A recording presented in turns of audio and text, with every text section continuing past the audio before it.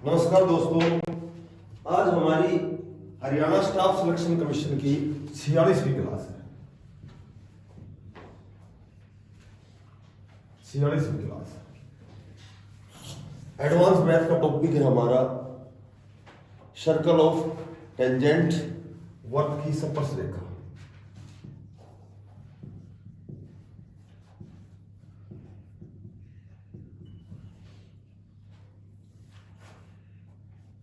Circle of tangent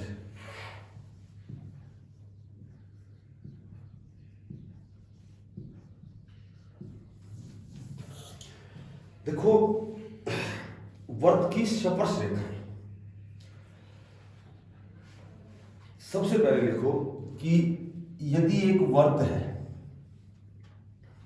और कोई भी रेखा वर्त को दो बिंदुओं पर काटती है, यदि कोई भी रेखा वर्त के दो बिंदुओं पर काटती है, ये ए और बी रेखा है, ये यहां और यहां वर्त को दो बिंदुओं पर काटती है। ऐसे लिखो, यदि कोई भी एक रेखा किसी वर्त को दो बिंदुओं पर प्रतिच्छेद करती है या काटती है तो उस रेखा को छेदन रेखा कहते हैं। उस रेखा को छेदन रेखा कहते हैं।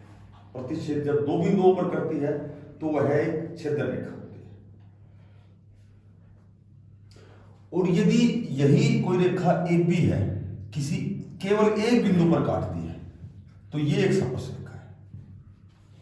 यदि कोई रेखा है वो वर्त को केवल एक ही बिंदु पर काटती है तो वह एक स्पर्श रेखा होती है, और दो बिंदुओं पर काटती है तो वह एक छेदन रेखा होती है।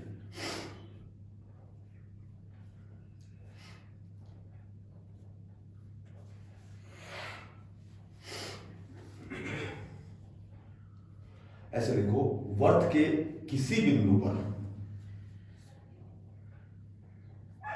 वर्त के किसी बिंदु पर खींची गई स्पर्श रेखा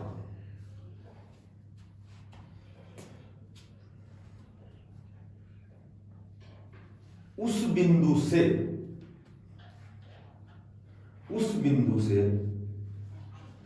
केंद्र से मिलाने वाली रेखा उस त्रिज्या पर लंब होती है। उस त्रिज्या पर लंब होती है।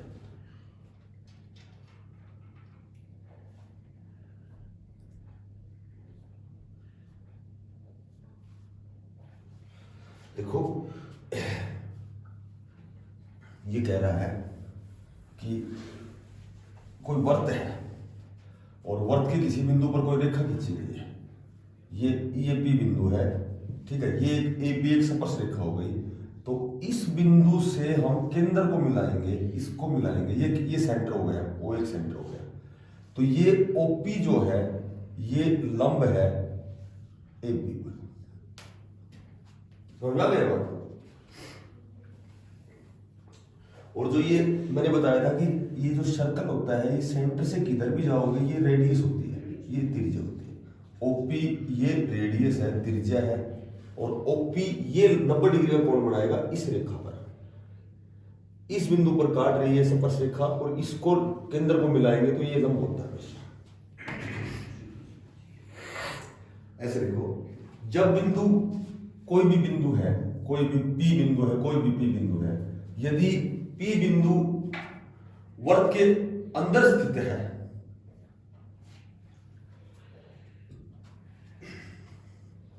वर्त के अंदर स्थित है, तो स्पर्श रेखाओं की संख्या 0 होती है, यानी कि कोई स्पर्श रेखा नहीं खींच सकते। यदि कोई पी बिंदु वर्त के अंदर है तो हम कोई भी स्पर्श रेखा नहीं खींच सकते। स्पर्श रेखाओं की यदि संख्या पूछी जाएगी तो हम कहेंगे 0।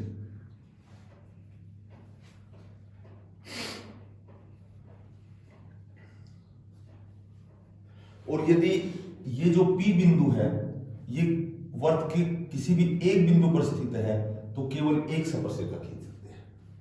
यदि पी बिंदु वर्त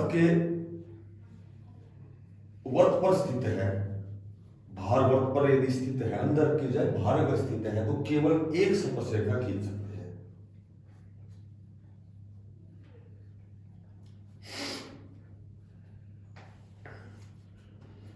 और तीसरी बात ये ध्यान रखो कि यदि ये P बिंदु वृत्त से बाहर है, कहीं भी है, तो इससे हमेशा दो स्पर्श रेखाएं खींची जा सकती हैं और वे दोनों बराबर होती हैं। दो स्पर्श रेखाएं खींची जा सकती हैं और वे दोनों बराबर हैं। यदि P बिंदु वृत्त से बाहर है तो वहां से हम दो स्पर्श रेखा खींच सकते हैं जो दोनों बराबर होती है।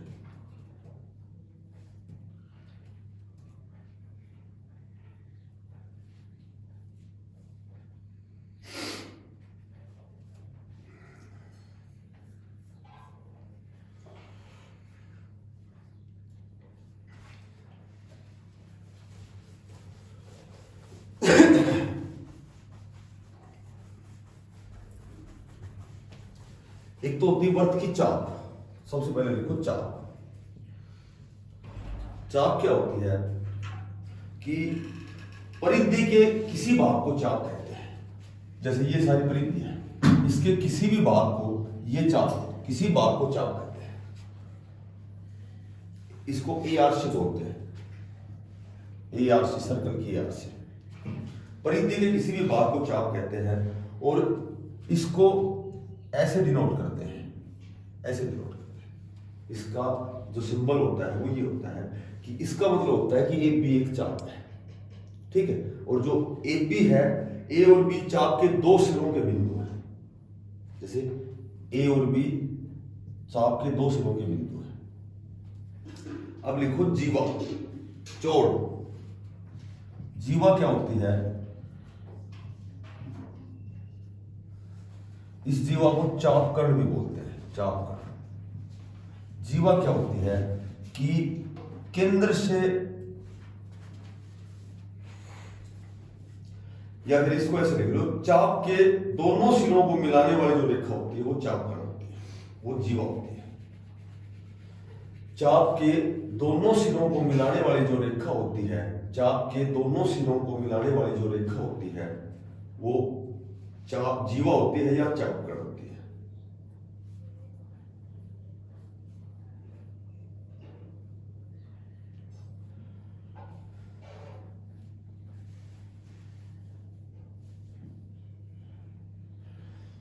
वर्त की सबसे बड़ी जो जीवा की लंबाई होती है वो व्यास होता है,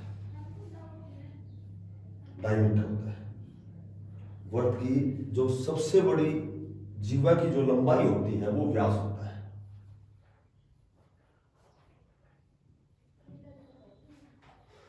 व्यास यानी डायमीटर। व्यास क्या होता है?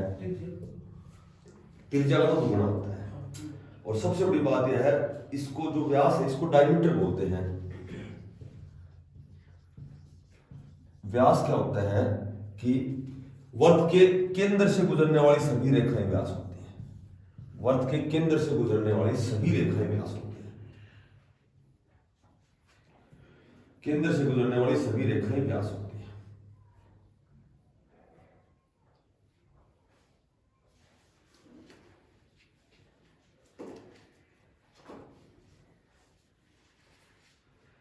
एक होता है सेक्टर। सेक्टर होता है, इसको बोलते हैं त्रिज्याखंड। त्रिज्याखंड क्या होता है कि कोई वर्त है, वर्त का जो भी भाग है दो त्रिज्याओं और उनकी चापों से घिरा होता है। दो त्रिज्याओं और उनकी चापों से घिरा होता है। ये दो रेडियस हो गए, दो त्रिज्याओं और उसकी चापों से घिरा हुआ होता है, वह एक सेक्टर होता है, त्रिज्याखंड होता है। जैसे ओ ए पी बी एक त्रिज्याखंड है, ओ ए पी बी एक त्रिज्याखंड है, एक सेक्टर है। दो त्रिज्याओं और चापों से जो घिरा होता है वो हमेशा त्रिज्याखंड होता है।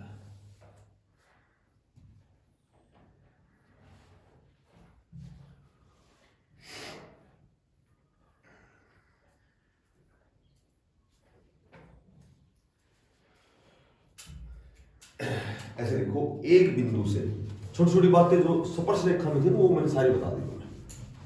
चाप क्या होती है, त्रिज्याखंड क्या होता है। अब एक दो क्वेश्चन करते हैं इससे रिलेटेड। एक बिंदु से वर्त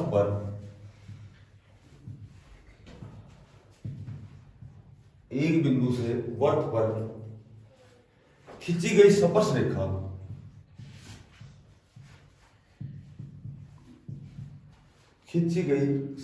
रेखा की लंबाई ज्ञात करो।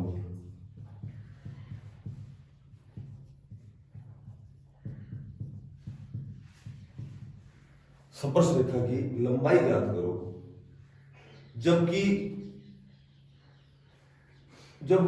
उस बिंदु की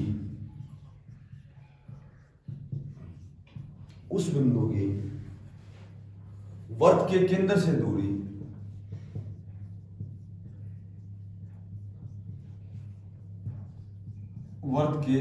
से दूरी 13 सेंटीमीटर है।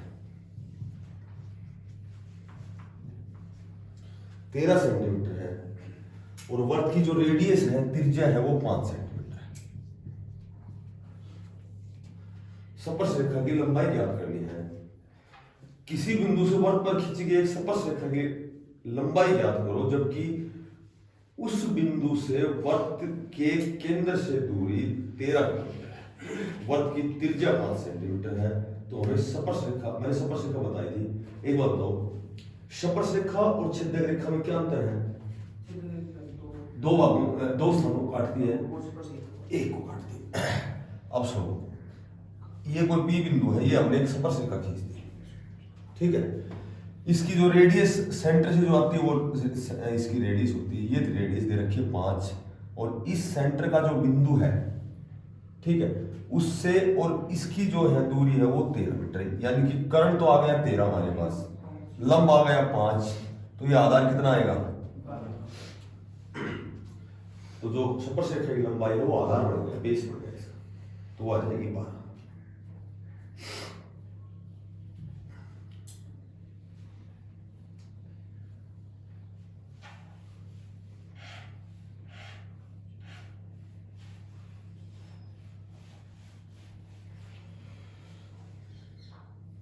देखो,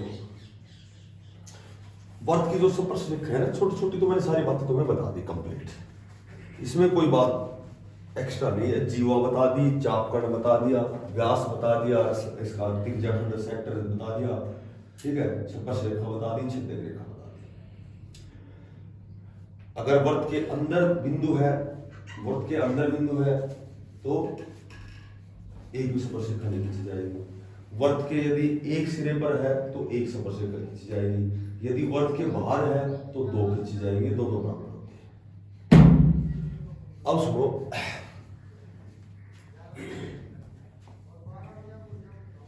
यूं बताओ कि यदि P बिंदु अंदर है तो यदि वर्त को इस प्रकार काटते हैं, ये P बिंदु है, ये AB रेखा है, ये A और B रेखा है, ये रेखा C और D है, ये दोनों को वर्त के अंदर काटते हैं। तो इसमें तुम्हें मान देंगे, ये दे दिया 3 सेंटीमीटर, ये दे दिया 4 दे दिया, ये दे दिया 5 दे दिया, यहाँ x दे दिया, इसका मान बताओ। या फिर क्या कहेंगे, P बिंदु बाहर दे देंगे, यहाँ दे देंगे P बिंदु। एक तो ये छेदक रेखा हो गई, एक ये छेदक रेखा हो गई, ये PAB हो गई और ये CD हो गई। एक ये P बिंदु है, ठीक है, एक ये यहाँ स्पर्श करती है, एक ये यहाँ स्पर्श करती है। अब सुनो, इसका एक ही सूत्र होता है कि PA गुणा PB होता है और ये बराबर PC गुणा PD होता है। अब जैसे ये क्वेश्चन हमें सोल्व करना है, PA कितना है ये बताओ मेरे पास, 4, PB कितना है 3, PC कितना है 5 और PD कितना है, तो x निकालोगे तो ये 5 जो गुणा में ये कहाँ जाएगा, यहाँ x का। क्लियर है? इसमें ये दे दिया 4, ये दे दिया 5, ये दे दिया 3, ये दे दिया x। वही सूत्र, क्या सूत्र हो गया, PA गुणा PB और बराबर PC गुणा PD। अब एक बार बताओ, PA कितना है तुम्हारे पास 4, PB कितना है तुम्हारे पास, PB कितना है पी और बी कितना है, ये 4 ये हो गया और 5 ये हो गया, पी बी कितना हो गया, बराबर पी सी कितना है ये बता दो, 3, और पी डी कितना है ना, 3 प्लस एक्स, यहां से एक्स का मान आ गया। पहले ये बताओ समझ में आया कि नहीं? उतारो करते इन दोनों से।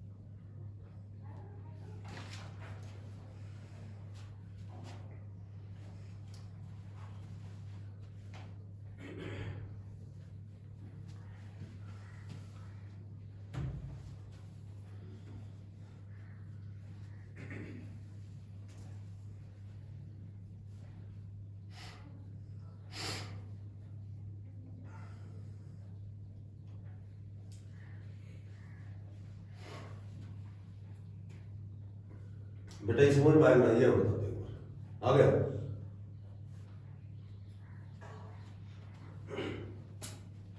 एक है ना, जैसे ऐसे आ जाए क्वेश्चन, ऐसा डायग्राम बन जाए कि एक तो स्पर्श रेखा है और एक है छेदक रेखा, ठीक है, एक तो स्पर्श रेखा है, एक छेदक रेखा है, ये 9 दे दी, ये 7 दे दी, ये इसका मान निकालना है।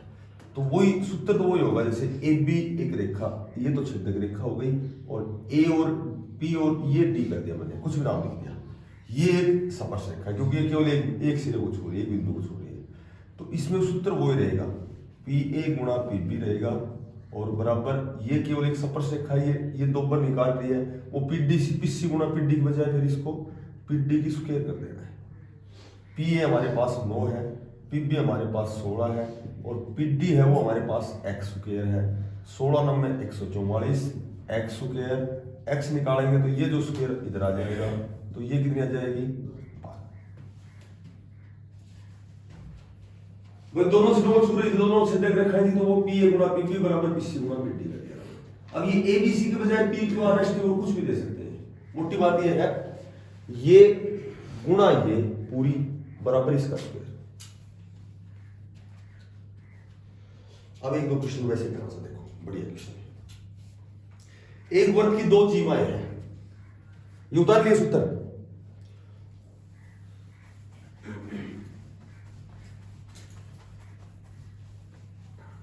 एक वर्ग की 2 जीवाएं हैं, ए बी और सी डी, 2 जीवाएं हैं, वे जीवाएं हैं ए बी और सी डी। जीवाएं मैंने बताया था, उसका सिंबल ये होता है, वैसे अभी थोड़ी देर पहले बताया। ए बी और सी डी ई पर इस प्रकार प्रतिच्छेद करती है, कोई बिंदु ई है, ई पर इस प्रकार प्रतिच्छेद करती हैं,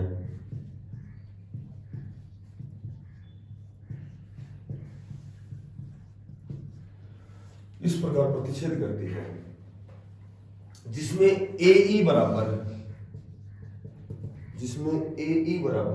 2.4 सेंटीमीटर है,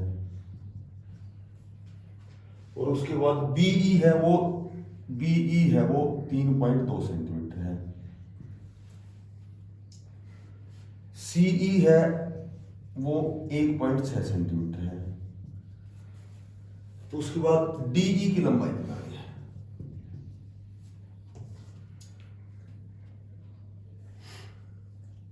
सिर्फ एक ही बात कह रहे हो सही हो कि 2 जीवासी और ए वर्ग की 2 जीवासी, ये दोनों जीवा एक दूसरा में ई पर प्रतिच्छेद करती है।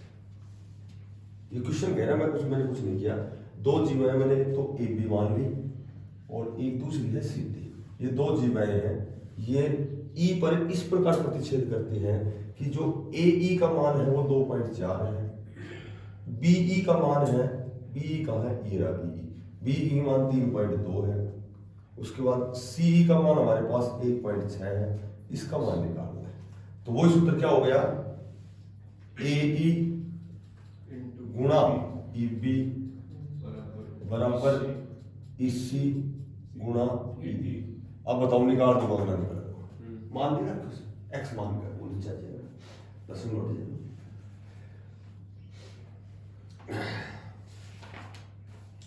देख यदि कोड में पूरा क्वेश्चन निकाल दिया और वो निकालना तो फिर कोई बड़ी बात नहीं।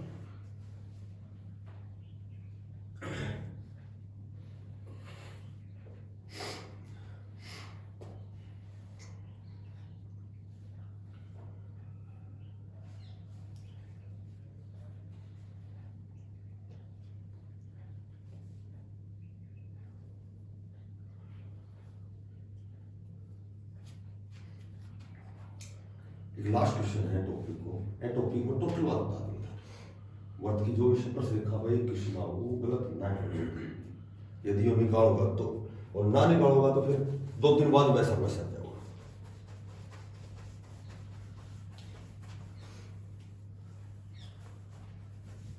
लास्ट क्वेश्चन है कि एक बाह्य बिंदु O से खींची गई छेदक रेखा दिए हुए वर्त को बिंदु A और B पर इस प्रकार काटती है। एक बाह्य बिंदु, या रकम लिखो मेरे साथ, में हम निकाल दिखाऊंगा मैंने। कोई बाह्य बिंदु है और ये बाह्य बिंदु O से खींची गई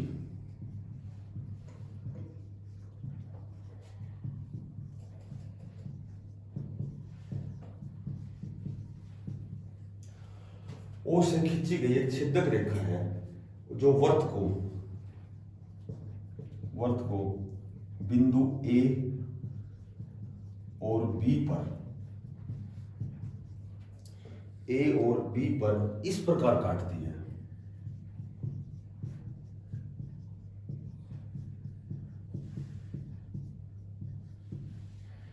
A और B पर इस प्रकार काटती है कि OA बराबर 4 सेंटीमीटर और OB बराबर 9 सेंटीमीटर हो। तो बिंदु O से इस वर्त पर स्पर्श रेखा की लंबाई बताओ। बिंदु O से इस वर्त पर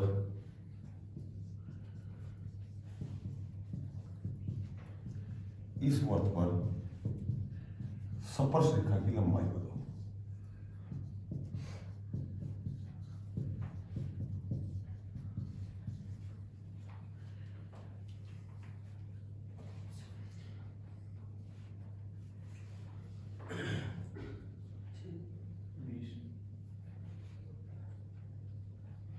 बिंदु O से इस वर्त पर स्पर्श रेखा की लंबाई बताओ।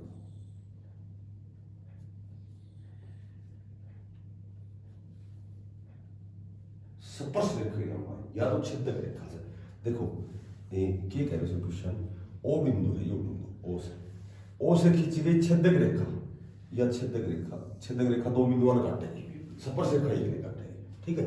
तो ये आएगी A और B 2 बिंदु आएगा जो O से। अच्छा अब हमें बताना है कि वर्त को बिंदु A, अच्छा OA बराबर 4 सेंटीमीटर और OB बराबर है 9 सेंटीमीटर। ये बात हो OA 4 है और OB 9 से, तो ये कितना बचेगा 5 तो बचेगा, जब तो OB 9 है को ना समझ आएगा बात, फिर समझो OA कितना से है, OA कितना से है 4 सेंटीमीटर, OB कितना से है, O और B कितना से है, तो यो 4 तो रही है यो 5 बचेगा 9 है पूरी, या OB 9 है। बिंदु OA इस वर्त पर स्पर्श रेखा है। OA कौन है यार, OA तो गलत है, A और B इस प्रकार काटते हैं कि OA 4 सेंटीमीटर OB, तो बिंदु O से इस वर्त पर, अच्छा है ये कोई A कौन है जो O बिंदु ओ इस वर्त पर स्पर्श रेखा की लंबाई क्योंकि भी मानना बड्डी माना। हाँ कुछ भी मान होता है उसको ही करते हैं मैंने दोनों को तो अपन एक या लंबाई निकाल ली। हाँ हम दोनों को करते हैं उसके वो लिए वो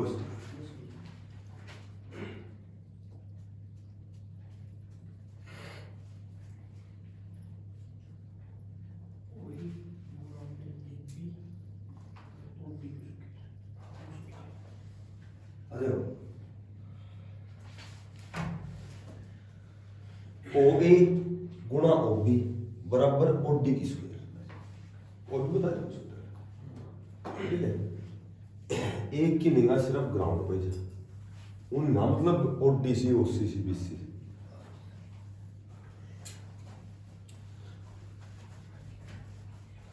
बेटा वर्त की स्पर्श रेखा तो लगभग सारी कंप्लीट है, 18 लेवल पे के सब लेवल पे। एम तो यही बात थी, सारी छोटी छोटी बात थी।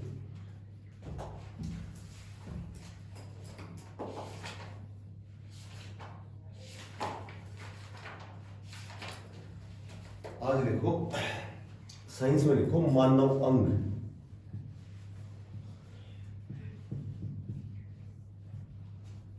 मानव अंग आहार 6 कंप्लीट हो गया था।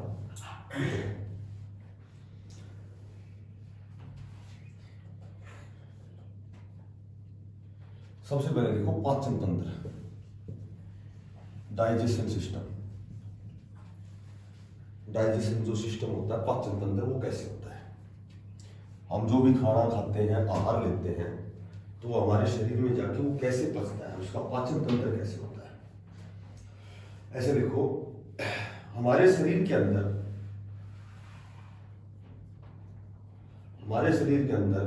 एक तो होता है आहार नाल होता है, कोई नाल होती है, आहार जो आहार हम ग्रहण करते हैं वो नाल के रूप में जाती है, आहार नाल। और पाचन की ग्रंथियां होती है, छोटी छोटी ग्रंथियां, असंख्य ग्रंथियां। आहार नाल और पाचन ग्रंथियां मिलकर पाचन तंत्र का निर्माण करती है, इस डाइजेशन सिस्टम का निर्माण करती है। एक तो आहार नाल होता है हमारे अंदर और एक उसकी छोटी छोटी ग्रंथियां होती हैं, वो दोनों मिलकर के पाचन तंत्र का निर्माण करती है। इसके अंग कौन कौन से होते हैं पता है। एक तो होता है लार ग्रंथियां होती हैं, जो हम खाना खाते हैं तो लार बनती है और वो भोजन को पचाती है। एक तो लार ग्रंथियां होती हैं, एक यकृत होता है और एक अग्नाशय होता है। 3 चीजें होती है। ये पाचन ग्रंथियों के प्रमुख अंग हैं। जो भी अपनी पाचन ग्रंथियां हैं उनके अंग क्या क्या होते हैं। तो अग्नाशय होता है और एक यकृत होता है और एक लार ग्रंथि होती है।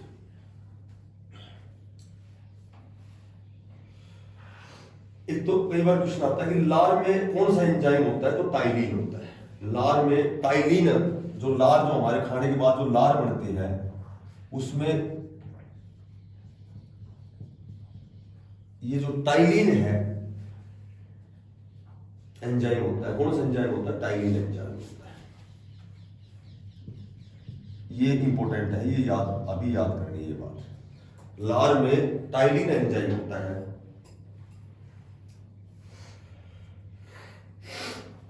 अच्छा, टाइलिन का कार्य क्या होता है, इसका कार्य क्या होता है।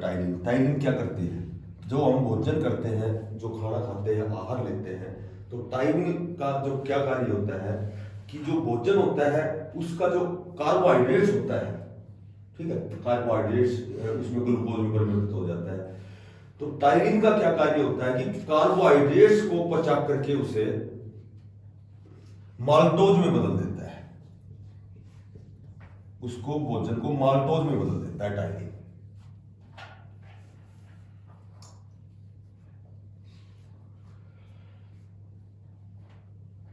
जो हमारा अमाशय होता है उसमें जठर ग्रंथि पाई जाती है। जो अमाशय होता है उसमें जठर ग्रंथि होती है। अमाशय में जठर ग्रंथि पाई जाती है। और जो अमाशय में भोजन का पाचन होता है, जो अमाशय में, इस अमाशय में पेट में अमाशय होता है, तो इस अमाशय में जो भोजन होता है वो अम्लीय होता है। भोजन का जो पाचन होता है वो अम्लीय माध्यम में होता है, अम्ल बनता है, अम्लीय भोजन को पचाता है। और जो हमारी छोटी आंत होती है, जो छोटी आंत होती है उसमें भोजन का पाचन क्षारीय रूप से होता है। छोटी आंत जो होती है, सबसे लंबी छोटी आंत होती है, दो आंत होती है, तो बड़ी आंत और छोटी आंत। तो छोटी आंत उसकी लंबाई ज्यादा होती है, उसका जो उसमें जो भोजन का पाचन होता है वो क्षारीय माध्यम होता है। मनुष्य की सबसे बड़ी ग्रंथि होती है यकृत। सबसे बड़ी ग्रंथि जब भी पूछे तुम्हें मानव में सबसे बड़ी ग्रंथि कौन सी होती है, तो हमारा यकृत होता है, यकृत होता है।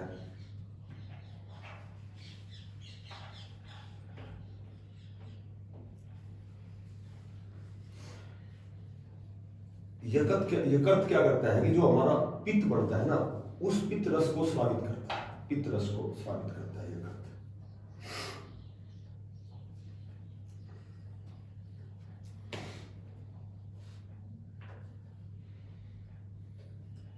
अब लिखो पैनक्रियाज, अग्नाशय, इसको बोलते हैं पैनक्रियाज, अग्नाशय। एक अग्नाशय में सबसे बढ़िया बात तो यह लिखो कि एक तो इसका जो रस का जो स्रावित जो होता है वो क्षारीय माध्यम होता है, क्षारीय माध्यम में भोजन को बचाता है अग्नाशय।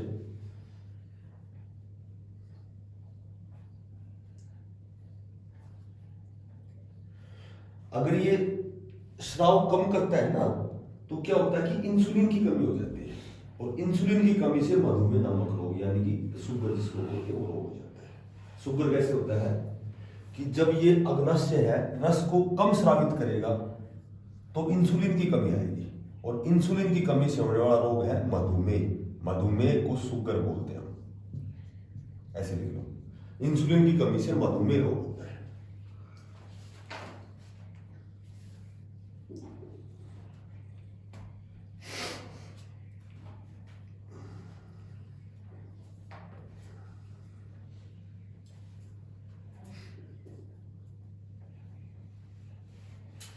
अब लिखो श्वसन तंत्र।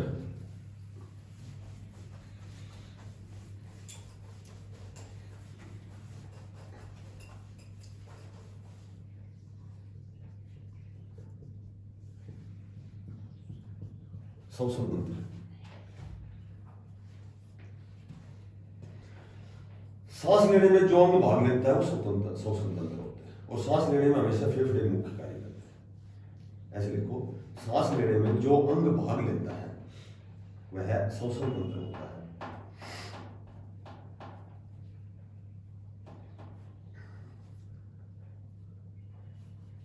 जो हमारे लंग्स होते हैं, जो फेफड़े होते हैं, इनका मुख्य जो कार्य होता है रक्त को शुद्ध करना है। रक्त को शुद्ध जो करते हैं वो लंग्स होते हैं। हमारे फेफड़े ही रक्त को शुद्ध करते हैं। लंग्स का मुख्य कार्य रक्त को शुद्ध करना है।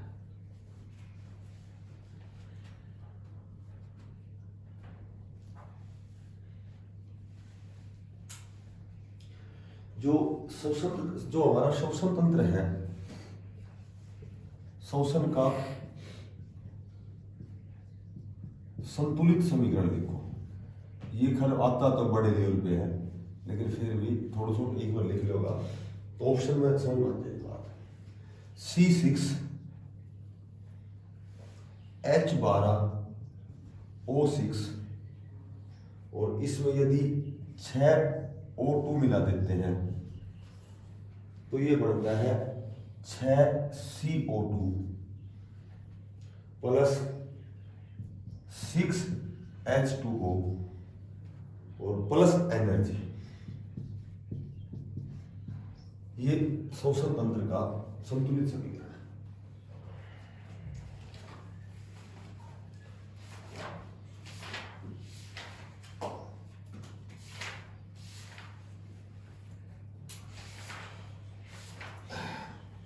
आज एक छोटो सा टॉपिक है, ज्यादा बड़ो करना है, सिर्फ 6 से 7 मिनट में समझ में जाएगा। नेक्स्ट इंग्लिश का टॉपिक लिखो प्रीपोजिशन के बाद नाउन क्लास, सिर्फ 7 मिनट, लास्ट देख लो 7 मिनट, 7 से ज्यादा। और 1 नंबर को नाउन मानी संज्ञा, क्लास मानी जोड़ना, संज्ञा के पदों को जोड़ना, संज्ञा पदबंध होता है। व्याकरणिक दृष्टि से संज्ञा के पदों को जोड़ना संज्ञा पदबंध होता है। इसमें नाउन पदों को जोड़ेंगे हम। ये फर्स्ट ईयर में भी आता है इंग्लिश में पेपर में, और प्लस 2 में भी, 10वीं में भी, 8वीं में भी, हर एग्जाम में आता है, और BA में भी और MA में सब आते रहता है। ये इंपॉर्टेंट टॉपिक, ठीक है। एस्टेट में तो हर एग्जाम में क्वेश्चन आता है। तो इसमें लिखो, इसमें प्राय 2 भाग होते हैं। इसमें प्राय 2 भाग होते हैं। यदि पहला भाग साधारण हो, यदि पहला भाग साधारण हो तो इसे दूसरे भाग के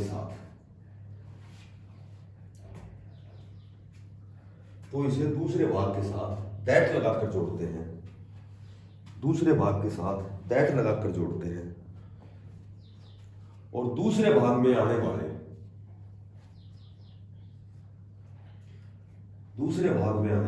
दिस, इट, दैट और उसके साथ आने वाली प्रीपोजिशन को हटा देते हैं, और उसके साथ आने वाली प्रीपोजिशन को हटा दिया जाता है। इसमें टोटल 4 नियम बताऊंगा, ठीक है। और चारों नियम उरे याद रहना चाहिए था। और या तो कन्फर्म रखो कि अब 1 घंटा की, 1.25 घंटा की सारी क्लास लेना था, तो पूरा को काम उरे याद करा करो, कोशिश करा करो कि इतना ध्यान दो कि वो चीज उरे क्या है। घर 1 घंटे में पढ़ गई। देखो पहला नियम से है, यदि पहला भाग साधारण हो, Ram is a good boy, साधारण का कैसे पता लगेगा? I do not know of it. हमें कैसे पता लगेगा कि पहला भाग साधारण है? क्योंकि फुल स्टॉप यदि लग गया इसका मतलब ये साधारण है। ये पहला नियम है। नाउन क्लास का मतलब जोड़ना, दोनों पदों को जोड़ना। जब हम जोड़ेंगे, देख सुनो ये बात, जब हम जोड़ांगा तो हमेशा दूसरा भाग पहला लिखांगा, जो अच्छा लिखांगा। और पहलो नियम क्या कहता है कि दूसरा भाग को पहला लिखांगा, दूसरे भाग के साथ पहला भाग जोड़ेंगे।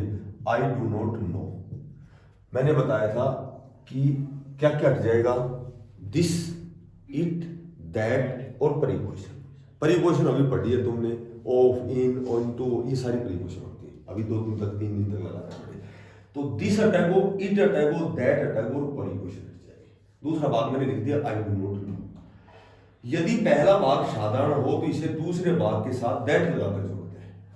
ए दूसरा भाग के साथ हम दैट लगाऊंगा और पहला भाग जोड़ांगा, Ram is a good boy. पहले तो ये बता दो, ये पहला नियम समझ में आएगा।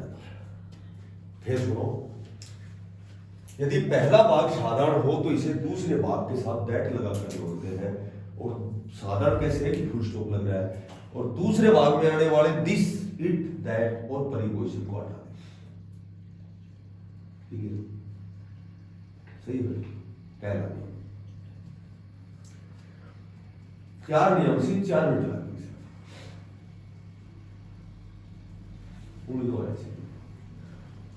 दूसरा नियम देखो,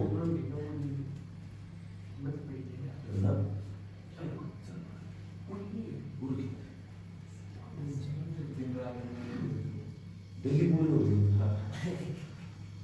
दूसरा नियम, यदि पहला भाग डब्ल्यू परिवार से हो, यदि पहला भाग डब्ल्यू परिवार से हो, दूसरा नियम है, यदि पहला भाग डब्ल्यू परिवार से हो तो डब्ल्यू परिवार वही रहता है, तो डब्ल्यू परिवार वही रहता है और सब्जेक्ट को आगे रहता है। डब्ल्यू परिवार वही रहता है और सब्जेक्ट को आगे लाया जाता है।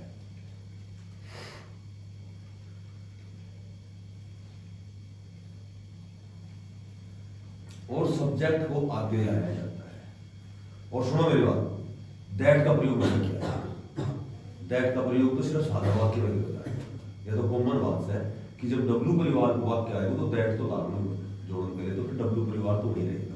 और हमेशा प्रीपोजिशन और दिस, इट, दैट तो हमेशा रहेगा। दूसरा भाग का जो दैट, दिस, इट, दैट या प्रीपोजिशन तो हमेशा ही रहेगी। देख सुनो, ऐसा वाक्य हो, वेयर इज,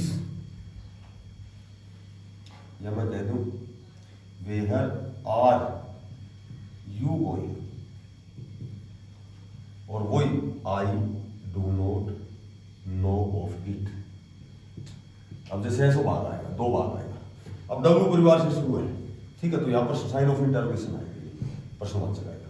तो पहले तो दूसरा भाग लिखेंगे आई डू नॉट नो, लिख दिया, क्या क्या हटा दिया, प्रीपोजिशन और डिसी, ये तो हमेशा हटेगा, हर नियम में हटेगा। अब एक बात तो दैट लगाऊं मैं, दैट का प्रयोग नहीं होगा, डब्ल्यू परिवार वही रहेगा, दैट का प्रयोग नहीं होगा, डब्ल्यू परिवार तो वही रहेगा, वेयर का वेयर। अब सब्जेक्ट को पहले आगे लाया जाएगा, वेयर यू, और फिर हेल्पिंग वर्ब, और फिर मुख्य वर्ब, और फिर यहां। देखो जैसो नियम में लिखा है सो वैसे करके, क्लियर।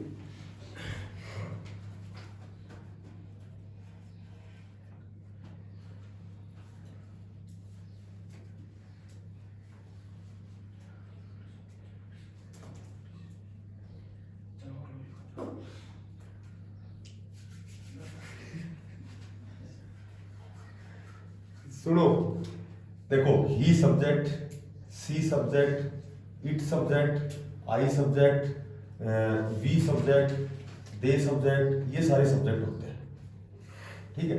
ही का हिज, सी का हर, इट का इट्स, आई का माई, वी का आवर, दे का देयर। अब एक बात बताओ, यदि सब्जेक्ट का स्थान पर ये आ जाए, जैसे सब्जेक्ट ना हो, वेयर इज यूअर फादर, तुम्हारे पिता कहाँ है, ठीक है। अब आई डू नॉट नो तो तुमने लिख दिया, ये तो लिख दिया, ऑफ इट हटा दिया, वेयर का डब्ल्यू परिवार का डब्ल्यू परिवार रह गया। अब पहले सब्जेक्ट को आगे लाओ, तो सब्जेक्ट क्या आगे लाओगे, उसमें तो यू आएगा, हाँ। तो ये यदि सब्जेक्ट के स्थान पर इनके ऑब्जेक्ट आते हैं, सब्जेक्ट के स्थान पर यदि ये आते हैं, ठीक है, तो ये यूवर है ना, यहां यूवर, ये यूवर अकेला सब्जेक्ट नहीं है, यूवर के साथ जो भी शब्द आएगा वो पूरा लोगे, ये सब्जेक्ट बनेगा।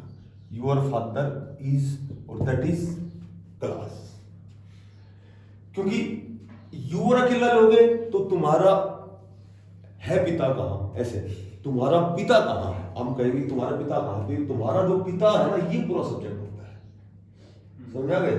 तो यूअर, माई, ये इट्स, ये जो भी आएंगे सब्जेक्ट के स्थान पर आएंगे, तो ये आपके साथ जो भी शब्द है वो साथ लेकर आएंगे, तब ये सब्जेक्ट।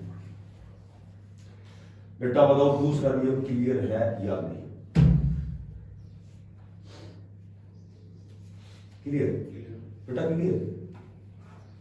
अब देखो इसका तीसरा नियम,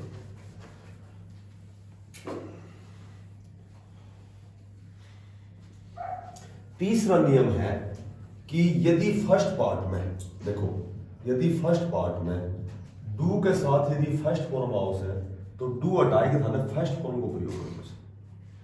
यदि डज के साथ फर्स्ट फॉर्म हाउस है तो फर्स्ट फॉर्म के साथ थाने एस या ई एस लगाओ, और यदि डिड के साथ फर्स्ट फॉर्म हाउस है तो डिड हटाओ थाने और सेकंड फॉर्म। ये फर्स्ट पार्ट है, ये तीसरा नियम।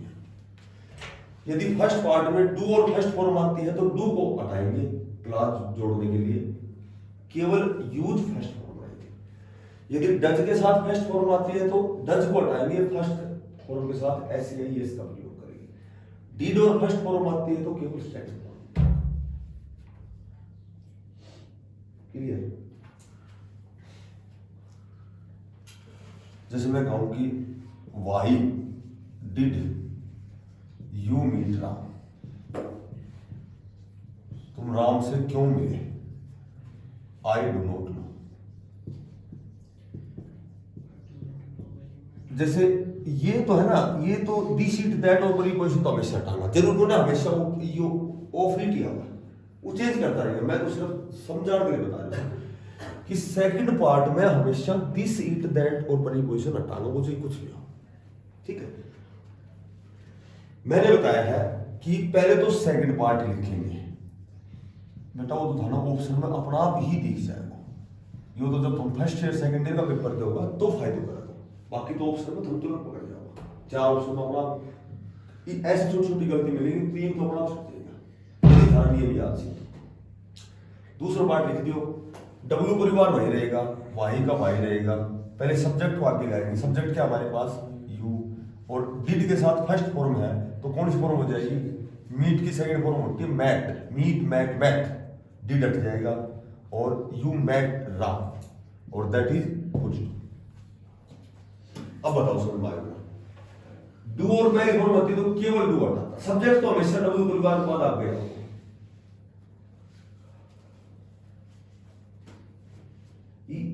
से नहीं नाउन क्लास 10 में चाहते हैं और था नाई भी से पढ़ गया तो थोड़ा सा वैसे प्रैक्टिस था, लेकिन मालूम यहाँ इस तरह मैं पता नहीं सी अमन तो सीखे सब में नाउन क्लास था 10 में। बेटा 30 नियम समझ आया, क्लियर है? चौथा शुरू कर दो। चौथा नियम क्या है इसमें कि इसका जो चौथा नियम है उसमें एक छोटी सी बात याद रखनी पड़ेगी तुमने, बिल्कुल छोटी सी बात, और वह यह याद रखनी पड़ेगी कि जो समवेयर है वो हमेशा वेयर में चेंज हो जाए। डब्ल्यू परिवार बढ़ाओ से समथिंग यदि आ जाए है, समथिंग तो चेंज बाई वाट आता है, समवन यदि आ जाए है तो हमेशा वो में चेंजेस है, और यदि रीजन आ जाए है तो हमेशा वाई में चेंजेस। यो नियम ही एग्जाम में होता है हमेशा, क्योंकि ए नियम में एक बात यह है कि पहलो भाग से वो फुल स्टॉप हाउस, तो फुल स्टॉप हाउस है तो हम कई बार दैट को प्रयोग समझ जाएंगे उस साधारण वाक्य से, जबकि ये चार शब्द याद रखना चाहिए। सम वेयर हमेशा वेयर में जाएगा, समथिंग वाट में जाएगा, समवन हुम आओगे, रीजन वाई में जाएगा। ये मेरी बात सुनो, जैसे ऐसा वाक्य होगा आई सेड समथिंग, इसमें क्या होता है कि यदि ये याद ना रहेगा तो फुल स्टॉप आओ से तुम पहले नियम समझ जाओगे, दैट लगा जाओगा, ऑप्शन में दैट भी मिलेगा। I said something what I meant it, जैसे यो आएगा। तो अब पहला तो दूसरा भाग लिखूंगा आई मेंट, अब नू बता दो मैंने यो इट लिखूं ना लिखूं, यो नहीं लिखूंगा कभी, दैट दिस इट और दैट तो हटेगा, यो तो हट जाएगा। अब पहले तो है वो डब्ल्यू परिवार बनाऊंगा सारा, something, something change by what, पहले व्हाट से वो जोड़ने को काम करोगे, व्हाट फिर यू लिखूंगा आई सेड, ये ऑप्शन मिलेगा। ये एस्टेट में यही एग्जांपल 4 पर तक एस्टेट में मैं देख लियो एग्जाम में आता हूं, ठीक है? तो मेरे यो याद से, बाकी कोई भी ऐसा हो जब मैं समथिंग समवेयर वेयर ये आई ना तो थाने डब्ल्यू परिवार बनाओ से, यानी जोड़ने को काम।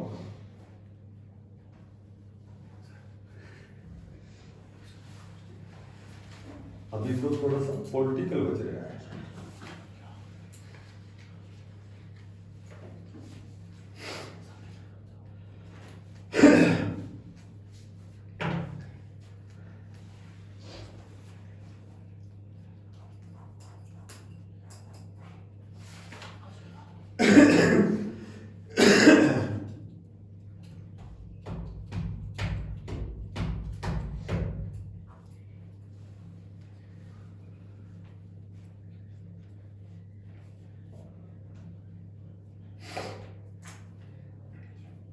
आज 1 नंबर पकड़ उस था बढ़िया सो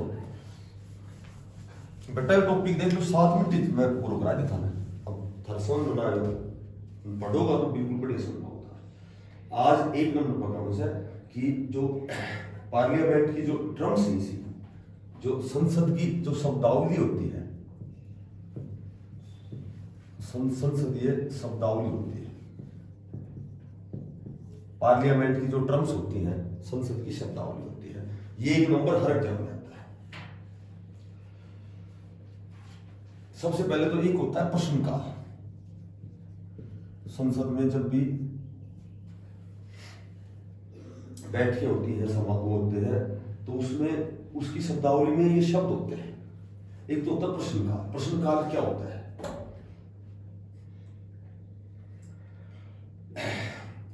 पहला जो घंटा होता है वो प्रश्नकाल होता है। संसद का जो पहला घंटा, जब भी कोई बैठक होती है दोनों सदनों की, तो जो पहला घंटा होता है ना वो प्रश्नकाल का होता है, पहला घंटा प्रश्नकाल का होता है।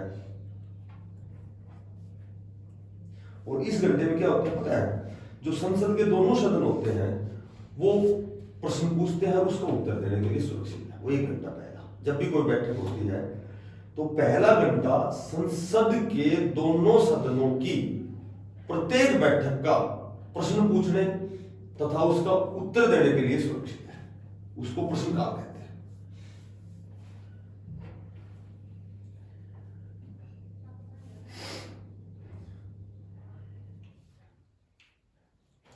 उसके बाद आता है शून्यकाल। ये शब्दावली में शून्यकाल जुड़ा हुआ है, 0 आवर बोलते हैं इसको, उसको बोलते हैं क्वेश्चन आवर, इसको क्वेश्चन आवर बोलते हैं, इसको 0 आवर बोलते हैं, 0 आवर। एक तो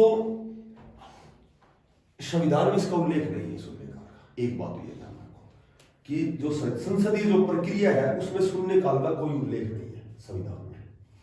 शून्यकाल का हमारे संविधान में कोई उल्लेख नहीं है। सब जब संविधान बनाया था तो इसका उल्लेख नहीं था, असंवैधानिक है ये। इस शब्द का जो प्रयोग हुआ था वो सर्वप्रथम 1960 में हुआ था और प्रेस द्वारा किया गया था, प्रेस ओपन किया था इसका उल्लेख, प्रेस द्वारा 1960 में किया गया था। इसका उल्लेख 1960 में प्रेस द्वारा किया गया था। और ये जो शून्यकाल होता है ना, ये प्रश्नकाल के बाद का जो 1 घंटे का समय है वो शून्यकाल होता है। प्रश्नकाल के 1 घंटे के बाद का जो समय होता है, प्रश्नकाल के पश्चात 1 घंटे का समय होता है वो शून्यकाल होता है।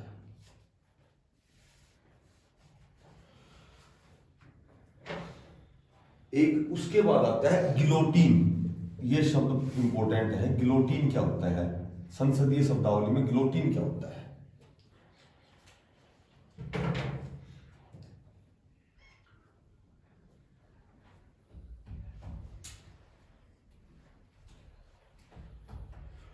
जैसे जब लोकसभा में जो स्पीकर है और यो महसूस कर सके कि कोई भी एक दूसरे की मांग या कोई भी अनुदान संबंधी कोई भी मामलों से यदि निर्धारित समय पर पूरा ना हो तो वो क्या कर सके, मतदान करवाते हैं। जैसे कोई मांग से आधा कींगा, जैसे कुछ कींगा कि या मांग पूरी आनी चाहिए, कुछ कींगा कि नहीं आनी चाहिए, तो यूं देख लो कि भैया तो समय ज्यादा लगे वो और निश्चित समय तक मतलब पूरा नहीं है वो, तो क्या करो तो वो मतदान करवाते हो, सारा का गुप्त रूप से मतदान कराते हो।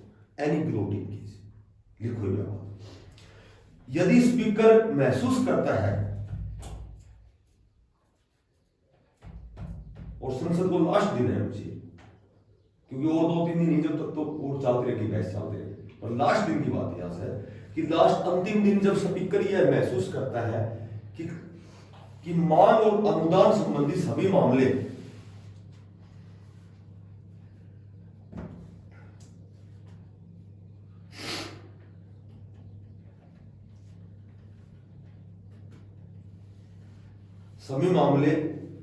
यदि निश्चित समय में समाप्त नहीं हो पाएंगे, क्योंकि जितना आदमी बैठे हो मतभेद भिन्न भिन्न आता जाएगा, अलग अलग जाएगा सबका, कोई कुछ करेगा कोई कह नहीं सही मानने से, तो राय कदे भी एक साथ ना बढ़ेगी।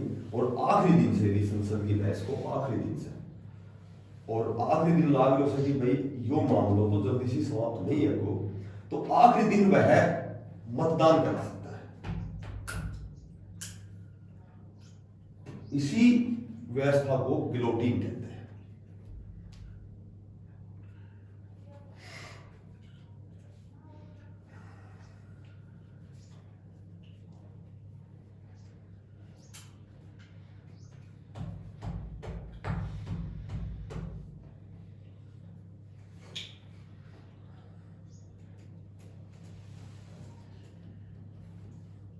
अच्छा, एक आता है अविश्वास प्रस्ताव, नो कॉन्फिडेंस मोशन।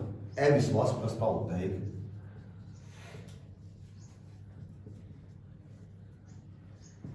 इसको समझ लो वैसे ही। अविश्वास प्रस्ताव क्या होता है कि जैसे यदि मंत्री परिषद है वो आपका स्थान पर जब तक बनी रहेगी जब तक उन्हें लोकसभा को है समर्थन प्राप्त है, और यदि लोकसभा को समर्थन प्राप्त करना तो संसद जो मंत्री परिषद है वो भंग हो जाती है। ठीक है, अविश्वास प्रस्ताव पारित हो जाता है। एम क्यों था एक बात यही पूछूंगा कि जो अविश्वास प्रस्ताव है वो कितना लोगों द्वारा समर्थन करना गई मंत्रिपरिषद बनने से, वो 50 सदस्य। यदि लोकसभा का 50 सदस्य से, लोकसभा का यदि 50 सदस्य प्रस्ताव को समर्थन करते जी, तो उन्होंने मान लो कि अविश्वास प्रस्ताव स्वीकार कर लिया जाए। 50 सदस्य ऐसे लिख लो, अविश्वास प्रस्ताव के लिए लोकसभा के 50 सदस्य प्रस्ताव का समर्थन करते हैं, 50 सदस्य प्रस्ताव का समर्थन करते हैं,